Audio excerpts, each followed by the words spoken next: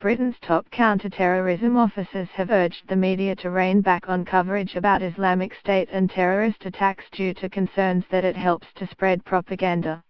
Mark Rowley, the Assistant Commissioner at the Metropolitan Police, said a fine balance was needed in coverage of terrorism because ISIS tries to use events as propaganda to radicalize and influence.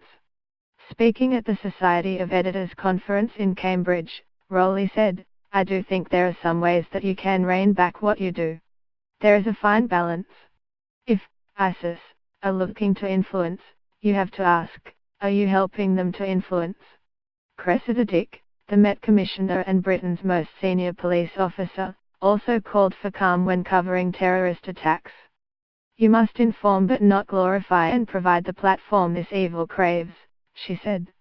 "You must investigate but not in a dangerous way which disrupts the extensive efforts of the police and security services. You must comment but not in a way that creates excessive fear and multiplies the terror." Dick made her comments in a wide-ranging speech about the police's relationship with the media. The Commissioner started in the role in April and spent her first day in the job at the funeral of PC Keith Palmer, who was murdered in the Westminster terror attack. Dick said she wanted to reset the relationship between the Met and the media and stop the fighting.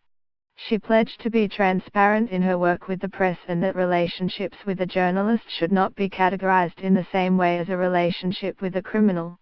However, she refused to apologize for Operation Elvedon, the investigation into allegations of inappropriate payments to police officers and other public officials. This operation saw more than 30 journalists arrested or charged but then not convicted. "I wanted to try and get through this speech without mentioning Levezo, the inquiry into press standards, but I can't," Dick said. "I do think that right now we do have more integrity and better foundations for the relationship the public expect us to have. Quite simply, the public was not going to accept things staying as they were. I won't apologize for Operation Elvedon. Corrupt police officers and other public officials were locked up for taking money for information. That is a good result. Whilst an officer was dealing with a horrific death, his colleague's priority was to provide a newspaper with personal details of that victim. That is not right.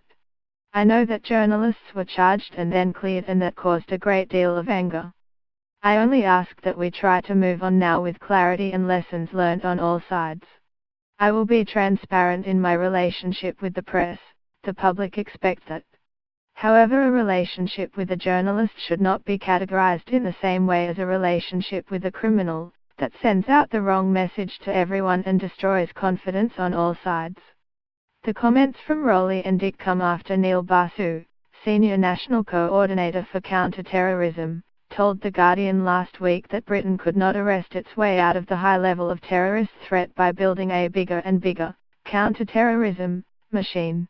He said that instead the country had to build confidence and trust among communities and redouble efforts to prevent young people from turning to terrorism.